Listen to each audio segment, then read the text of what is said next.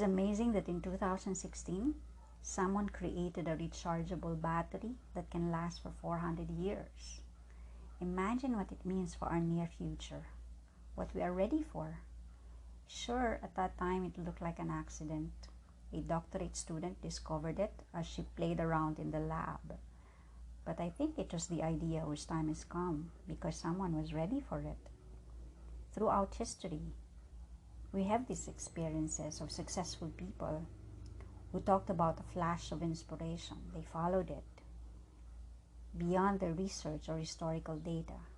It gave them the idea that led to a breakthrough in their work, like Einstein and Nikola Tesla.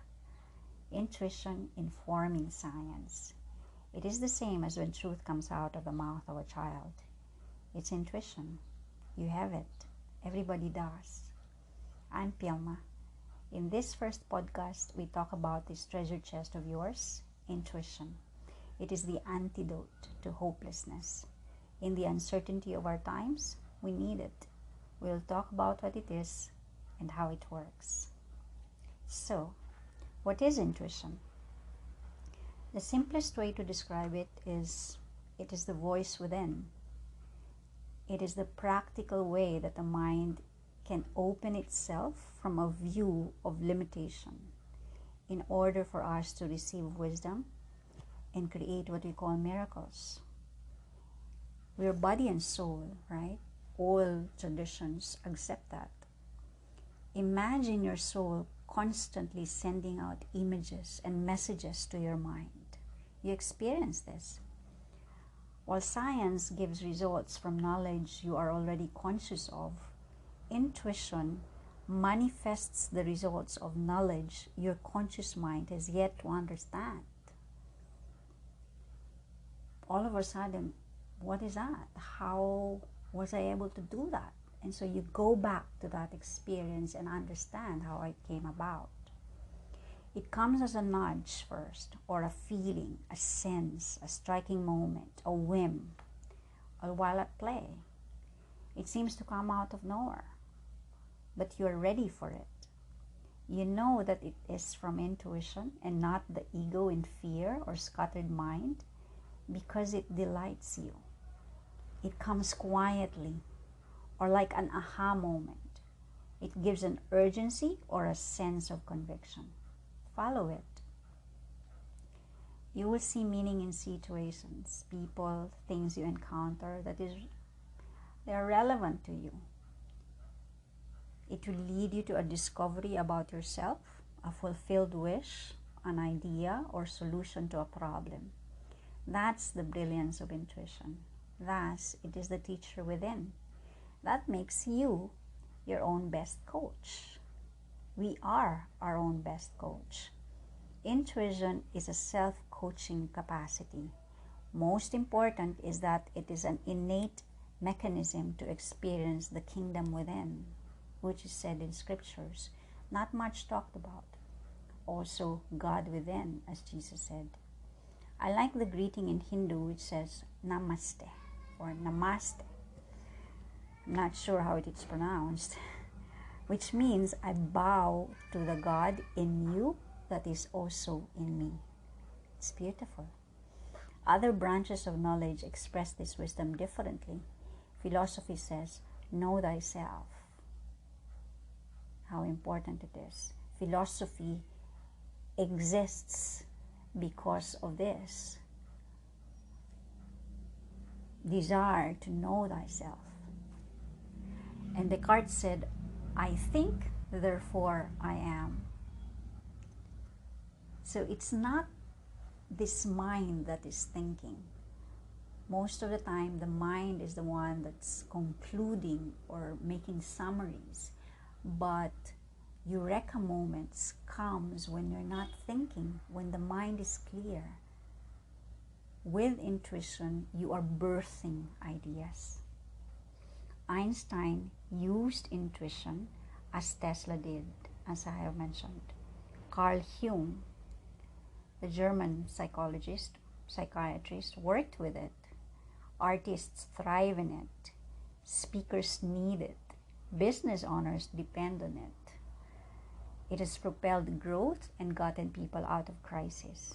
It makes work play and play work. In scriptures, it is said that Jesus grew in wisdom. He grew in grace and wisdom. That's the phrase. It seems so little for a span of many years of silence in scriptures. But it says a lot. It means that he was always using his intuition. With it, he was provided with everything he needed at every point of his life. He lived in the flow of his intuition. He recognized his feelings to inform him about himself, others, and situations. With it, he can converse with God, whom he called Father, whether in calm or turmoil, alone or with others, in rest or travel. He lived a full life. Even at the cross, he showed us how to handle persecution, not to fight against it, but to let it flow, let it run its course, and then release the negative energy. It's finished at the cross. It's done. He released that heavy energy. Intuition creates a flow in the ordinariness of daily life. It carries us through our life dreams. It gets us out of crisis. Let me speak from experience. As an example, I share with you a miracle that happened 23 years ago. That's what I thought of it, a miracle. I had no money, but just 3 months later, I was on a flight to Rome. How did it happen? I was 27 years old and was in a place that allowed at least 1 hour period of silent prayer. It was heaven for me because many years before that, my life was restless. It was full of work and travel. So that silent prayer was not an obligation. It was a time of rest. So just, in a sacred place of conversation with God. So I was rejuvenating and thought that it was where I will be for the rest of my life. I also had a strong longing to go to school for further studies. But I told no one. I just followed intuition. I brought it to prayer. Then I had a hunch to speak to an acquaintance who soon offered a short-term special project. This created a great dilemma because it meant that I had to leave where I was. But when I brought it to prayer again, I felt peaceful. So I left and gave full focus on the job. It was clear why I was there. I just, aside from needing rest, I wanted to study. And when the study was not presented in that situation, I left. I followed where intuition was leading me. So every day, I also sat down for a period of silence. I just continued the practice. One day at the office, I found a yellow brochure of a school abroad. It was impossible. You see, I had no money. But I read it anyway, the brochure. Curiously, it had exactly the features of a program that I had in mind. I could imagine myself in it. But money was a problem. So I kept on with my routine at work, sitting in silence each day and waited because I sensed that something was coming. When the project was almost over, a friend invited me for a weekend trip. I went along. There, I met a former boss who asked me what I wanted to do. I said to study, but made no mention of any school. Surprisingly, this person handed me a familiar yellow brochure and offered to help me get a scholarship in exactly that school. So I applied as suggested, was interviewed, and was accepted. Soon, I was on board a flight to Rome, Italy, to attend this school. I followed intuition, and it gave me the impossible. With intuition, nothing is impossible. Recently, I examined it again, the experience, with all the other similar experiences I had through the years. I saw a pattern of 4 intertwining parts. Number 1 is to clear the mind. In clearing the mind, you are opening the gate, call it a gate, between the level of the conscious and the unconscious. Scientists would say that we're using our mind about 10% of it, and as if the 90% is just there. If imagine an iceberg, the tip of the iceberg, that's like the conscious, and the rest of it, which is very huge, is below the surface, below the water. That's our mind, and it's the one below the water. It's floating with the rest of the ocean. So imagine, there in the unconscious are the values, the habits, the dreams, the wounds. Intuition is there, imagination is there. And when we clear the mind, imagine that the unconscious is opened, gets through the gate between these 2 levels. So you receive dreams, night dreams. You receive insights. So how do we clear the mind? One way is to relax. That's why we have vacation times. It's just that during vacations, there are so many activities, and when we come back, we're tired. So to relax is to allow yourself to just do nothing, not accomplish anything, just be with you. Meditation does that to your mind, because especially when you are meditating with closed eyes, so you don't see anything, and when you focus on the blackness, over time, as if there's light in the darkness, even when your eyes are closed. So when you focus on your breathing, you are centering yourself. Because when you're not doing anything, your body is just that, breathing. And so you get in touch with the rhythm of your body. In the ancient times, it is said that the soul is our breath. It makes sense, because when we're no longer breathing, this body dies. So the personality is no more. But the consciousness, the soul, as is said, lives on. So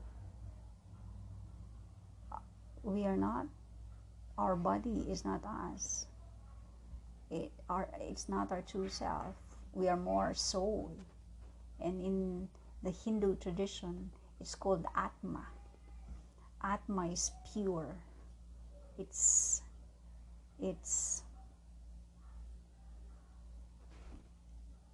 is undisturbed by whatever is happening outside. So that when we come to that center, the mind is cleared. We experience peace. But then imagine your soul covered with darkness because of the pains and difficult experiences.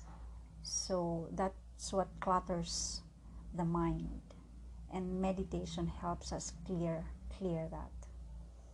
Prayer in the religious sense is a conversation with God.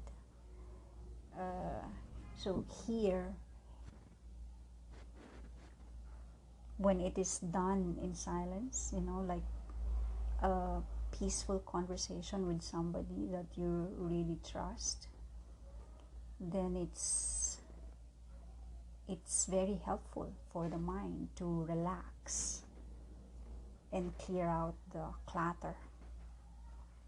Believe it or not, cleaning is a way to clear the mind, because anything that you do repeatedly, if you have watched the Karate Kid, the kid was trained and prepared for a big fight by doing basically menial work.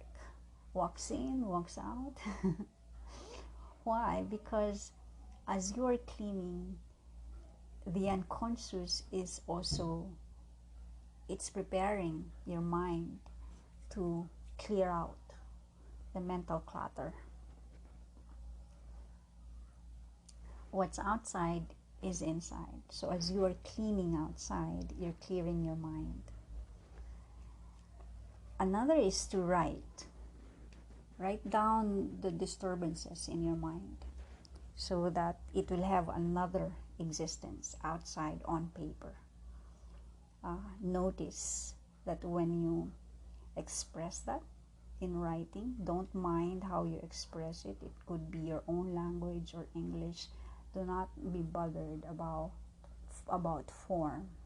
Just put it out there so that, as I have mentioned, it will have another existence outside of your mind, and you can see it more clearly. After that, you can just let it be. You have a journal, or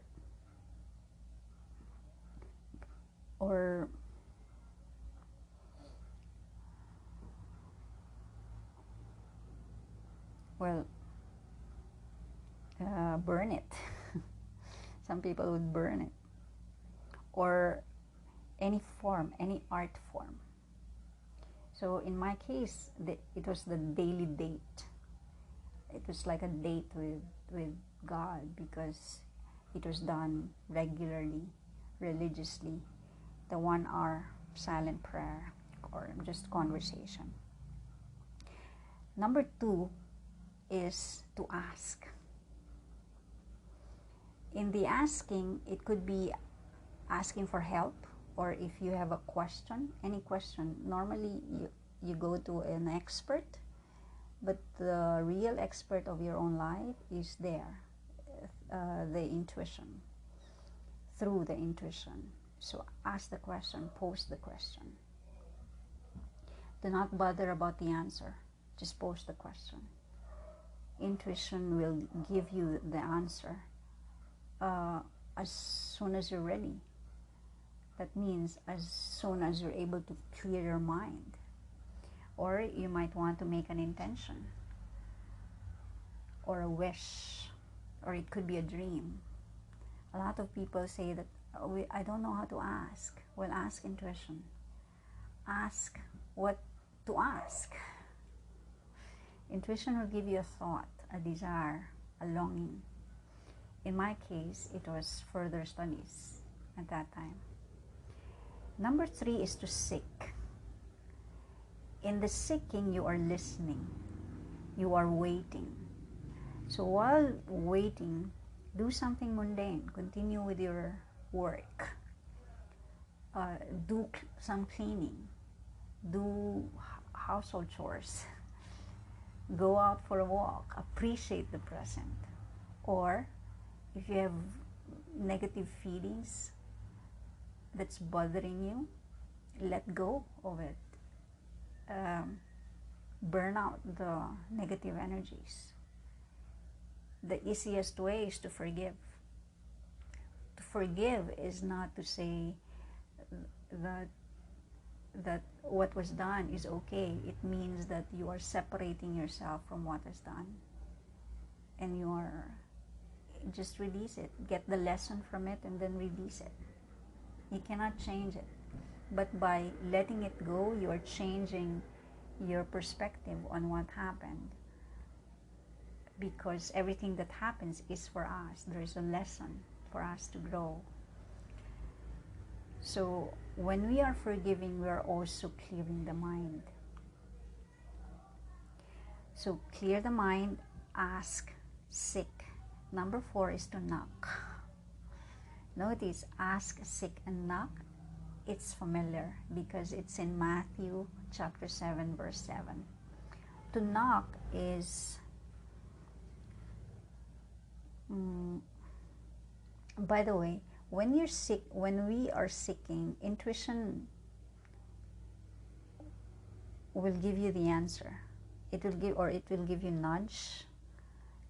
It will send you a messenger. You will be triggered by something strikes you. You will encounter synchronicities or signs, symbols have meaning, signs or directions. For me, my messenger was an acquaintance who pointed me to a special project, and in that place I found a brochure that was the answer to my dream about further studies. And then there was an invitation from a friend. I followed it. And the 4th was to knock. Knocking is the time when you are presented with it's a door, it's an opportunity. Follow it or just do it. Whatever intuition tells you to do, the sign, go this, go there, just do it. In my experience, it was the offer. The opportunity was an offer, and I followed it. I went for the interview. I submitted an application. And then, you're ready to receive. For me, it was the acceptance and the cooperation needed, the requirements for the travel until I arrived. So, what's the pattern? 4 intertwining parts before you're able to receive. First is to clear the mind, ask, seek, knock. And then you're ready to receive. What about in a crisis? It's the same. Clear your mind, ask, seek, and knock. In the early months of this pandemic, this is my experience. You must have heard of people becoming homeless, jobless, closing their business, and rejected by those close to them. I was one of them. For me, I had to get away from physical threat and continuing emotional violence. I did this by following intuition, clearing the mind through meditation and forgiveness. This gave me a sense of peace, of love for myself, joy, inner joy, and therefore a sense of abundance. And this was fuel to keep on. Wave after wave of challenge. They led me out of that situation gradually. Those I sought for help asked me a lot of questions, but they said no. Some ignored or figuratively kicked me out with insults. When I was dazed into homelessness, basically, an old friend appeared online. We shared updates about our cities and our personal situation during the COVID. And then I said, I resonate with the poor and the homeless. Without being asked, this person offered help by asking me about any business idea for funding. So I sent a business proposal. The friend liked it. Very quickly, I was able to swim my way out into safety. It was like crossing the bridge from toxicity to peace inside and out. So the peace inside was manifested outside. I was taken out of that very difficult situation. Now it's a very different life. I live in a conducive place, living a life that suits me just right, producing creative works with the lessons learned, opening various income streams, helping those who come to me, and being with others in supportive relations. From here, I can see my new normal and a much better future. So, in crunch time, intuition is your only sure guide. This is faithfulness to the God within. If more people embrace their intuition, more people will be happy. If more people are happy, more will create from this life-giving energy. If more people feel alive, what is there to fight about? Just imagine how it feels to be in this kind of new world. Is this a naive perspective? Well, looking at the pandemic as an amalgamation of the results of egoistic ambition and fear, it appears that intuition is our only hope. Not just out of a crisis, but towards a much better life.